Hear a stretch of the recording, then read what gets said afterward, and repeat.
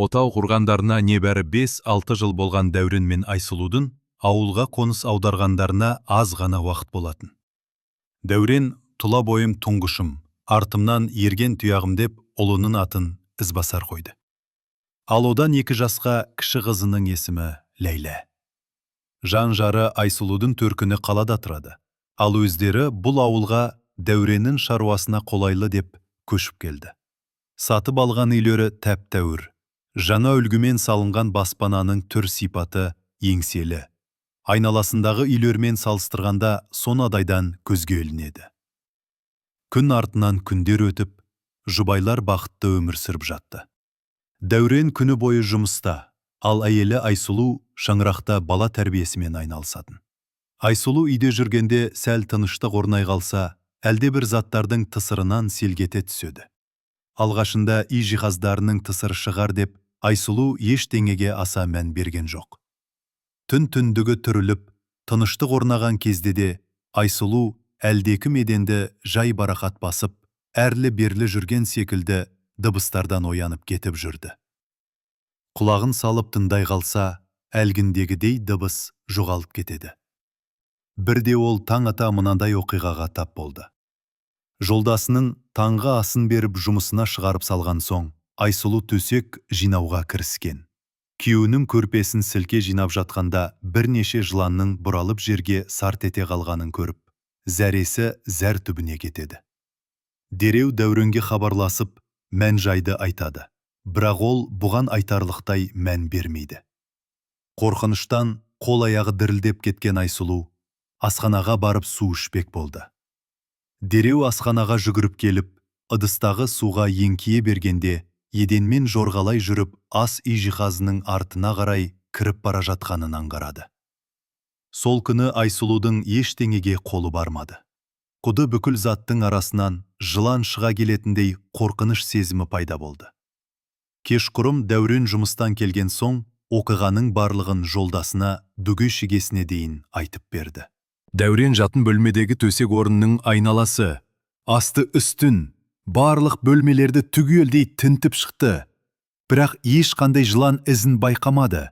Арада бірнеше ай өтті. Бұл кезде жанұяда жылан туралы қорқыныш сәл-пәл сейілгендей еді. Айсұлу әдеттегідей үй ішінде анау-мұнау тіршіліктермен айналысып жүрген. Сәл дамылдамақ болып, жатын бөлмедегі кереуетке отыра кетті. Көзі ілініп кеткен екен. Түсінде жұмсақ құмның үстінде, жалаң аяғымен олай да бұлай балаша ойнап жүгіріп жүр екен. Кенет селк етіп оянып кетсе, қоз аяғының үстімен бір жылан сусылдап өтіп бара жатыр. Айсұлу ойбай деп ышқына айқайлап, аяғын сілкіп қалғанда жылан ұшып түсіп жоқ болды. Әйелінің үрейлі түрін көрген Дәурен, әйелімен 2 баласын қалаға төркініне жіберіп, өзі үйдегі жылан атаулын өлтірмек болып үйінде қалады. Ертеңді жұмысқа бармай, жыландардың жарыққа шығуын күтіп отырады. Кенет теледидар қоятын стелдің артқы жағынан, басы қылтия шығып, еденмен бойлай, жорғалаған жыланды көріп, қолындағы балтасымен 5 бөліп тастайды.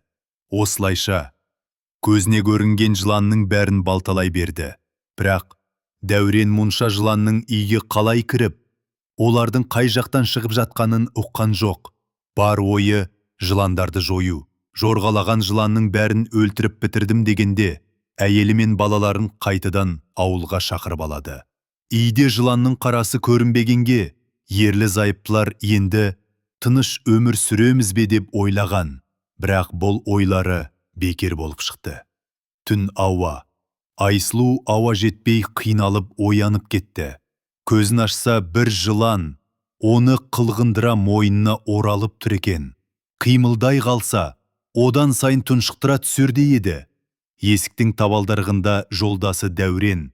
Аузынан ақ көбік атылып, өлім аузында жатты да, артынша қинала шығарған дауысы да үзілді. Жанында жатқан қос құлыншағы жалаңаш күйде әлде қашан ажал құшқан. Айсұлу қос қолымен жыланды тартқылап, тырысып көріп еді, болмады. Қол аяғы тыбырлап, айқай салуға да шамасы келмеді. Ақыры соңғы демін шығарды. Бақсақ бақа екен демекші, бір шаңырақты бір түнде өлтіріп шыққан ордалы жыландар екен. Олар өздеріне қастық қылғандарды жер бастырып жүргізбейтін көрінеді. Ел арасында үйге жылан кірсе, басына ақ қиып, еппен шығару керек дегенді жиі естиміз. Сонда ол ешкімге зиянын тигізбейді екен. Жалпы жыланды өлтіріп жатқанда, алтын басым аман болса, 6 күнде тірілем, жез құйрығым аман болса, 7 күнде тірілем деп айтып жатады екен. Қайсы бір тіршілік иесінің жағымсыз факторға қарсылық көрсететін қасиетте екенін білеміз. Бірақ жыланның кегі түбінде жақсылыққа апармайтындығы белгілі болғандай.